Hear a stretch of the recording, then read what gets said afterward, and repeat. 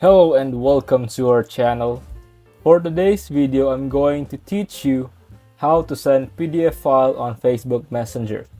Before we get started, please don't forget to like and subscribe and click the notification bell for you to be updated to our latest tutorial videos.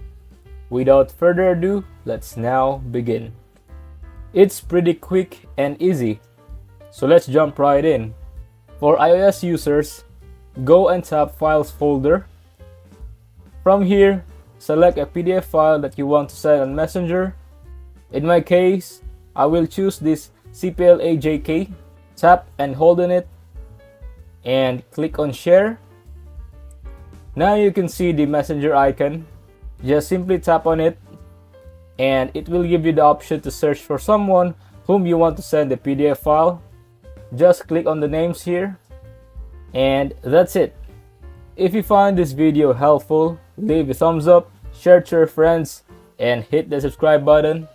Thanks for watching, and I'll see you soon in the next video.